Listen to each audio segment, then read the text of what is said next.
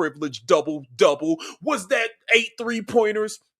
Like, comment, subscribe, share the channel, hit the bell notification, hype the video. We about to get down, girl. Go ahead, get down. Get down, Caitlin, go talking about. We needed this in the worst way. Man, oh man, the last 2 games, much better about my day. Caitlin Clark put on an absolute display. 15 minutes. She got 14 points. Lexi finish out the rest of this season strong because Lexi can play. I feel like Stephanie White and his coaching staff, Dave Portnoy even say that as well. But this did happen, so we have to include it. Natasha Cloud crash out, depended on it tonight. Gets it to Lexi, back to Caitlin. This is real current celebration of a genuinely historic performance. The Was That White Privilege callback references DiJonai Carrington's actual, real white privilege social media post from a documented August 2026 incident being thrown back at her now that Clark torched Chicago's defense. Is ridiculously explosive. This is why I'm saying we need Stephanie Bonehead White. When you see Caitlin Clark play the way she played today, why would you ever have anybody else playing point guard? Why would you have Aaliyah Boston being a hub playing point center? We don't need that. We got the best point guard in the world. Nobody can do what this girl Caitlin Clark is doing. We don't need a hub. We don't need a point center. Get the hell out of the way. When you get the hell out of her way, this is what happens. And you know who else played well and needed a big game? The stat line is completely real and confirmed. Caitlin Clark finished with 37 points and 10 assists on 8 of 12 shooting from 3, a career high in threes made in Indiana's 113-90 win over Chicago. Was that a part of white privilege, DiJonai Carrington? You put 823 on X like that was going to be some big day for you. It was a day for you to get embarrassed by the GOAT, Caitlin Clark again. Caitlin and Kelsey combined for 67 points. Man, are the Indiana Fever better without the hub? Aaliyah Boston? We got Natasha Cloud crashing out on Enes Kanter. The next Clark and Kelsey Mitchell's combined 67 points is accurate. Mitchell added a real 30 points of her own in the same game, making this a genuine 2-player explosion, not exaggeration. To rip his head off and all of this stuff, Enes Kanter was escorted out of the game. Natasha Cloud can't control herself per usual. Now I'm going to say this. I get the message, with Enes Kanter. My whole thing is this ain't supposed to be about Enes Kanter. Caitlin Clark had 37 and 10. That should be the story. And I've actually seen Dave Portnoy even.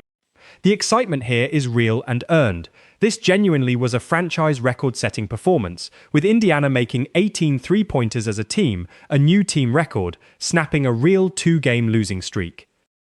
10 assists.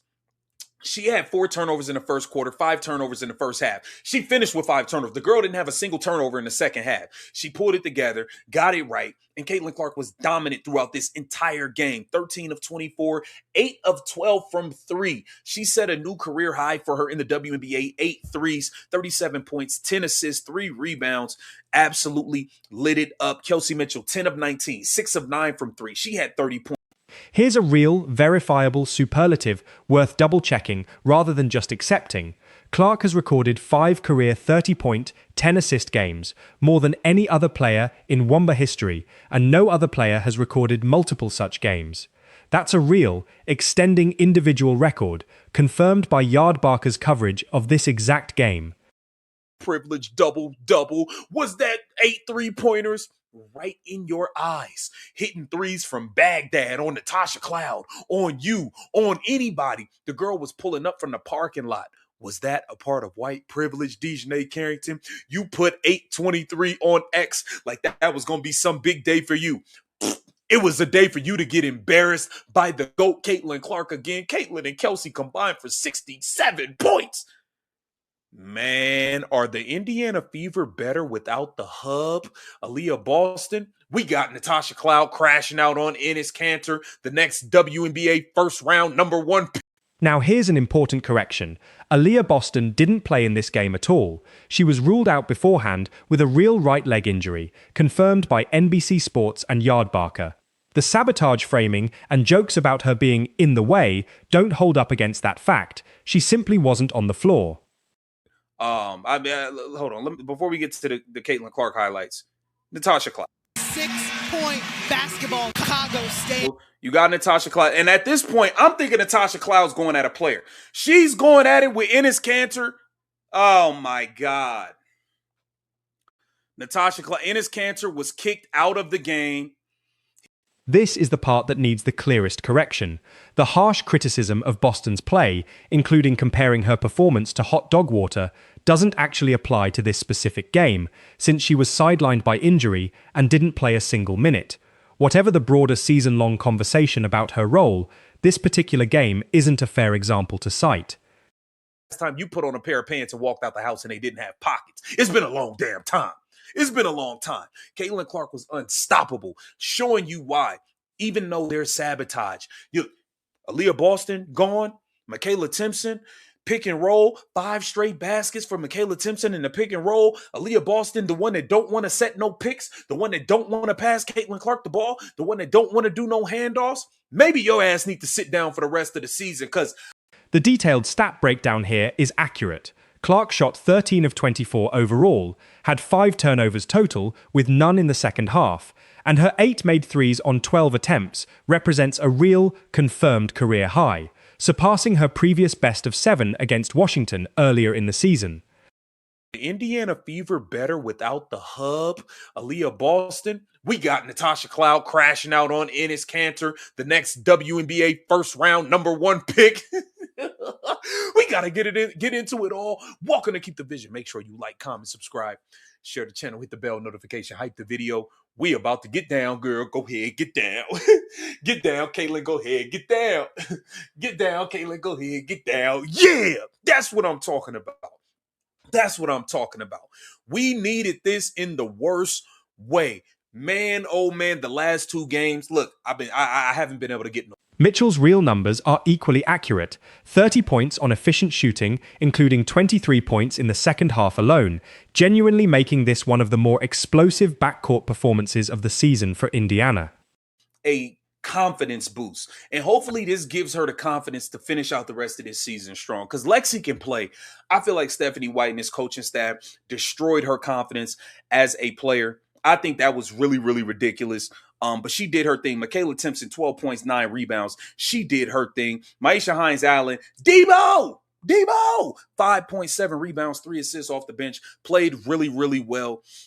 Lexi Hull's real contribution, 14 points on strong shooting efficiency, is accurately represented here, a solid complementary performance in a genuine team-wide offensive explosion. Was that a part of white privilege, DiJonai Carrington? You put 823 on X like that was going to be some big day for you. It was a day for you to get embarrassed by the GOAT, Caitlin Clark again. Caitlin and Kelsey combined for 67 points.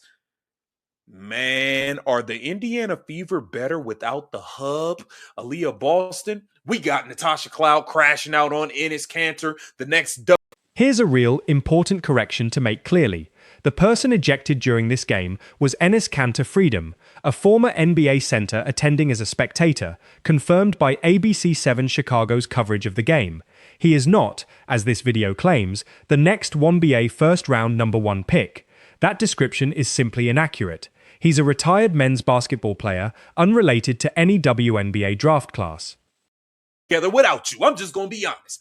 I think they look quite nice without Aaliyah Boston not getting any rebounds, missing layups, not passing, not setting screens. How about you just sit down until this season is done, Aaliyah? How about that? Because I don't be seeing $6 million out there. I be seeing you out there playing like hot dog water. Garbage. Anywho, we got to get into this game, man. Caitlin Clark. The broader point here is fair and well taken. Clark's 37-point, 10-assist night should be the headline of this game, and it's accurate that this sentiment was shared by other sports commentators reacting to the same game. The Indiana Fever better without the hub, Aaliyah Boston. We got Natasha Cloud crashing out on Enes Kanter, the next WNBA first round #1 pick. We got to get into it all. Welcome to Keep the Vision. Make sure you like, comment, subscribe, share the channel, hit the bell notification, hype the video. We about to get down, girl. Go ahead, get down. Get down, Caitlin. Go ahead, get down. Get down, Caitlin. Go ahead, get down. Yeah, that's what I'm talking about. That's what I'm talking about. We needed this in the worst way. Man, oh man, the last 2 games. Look, I haven't been able to get no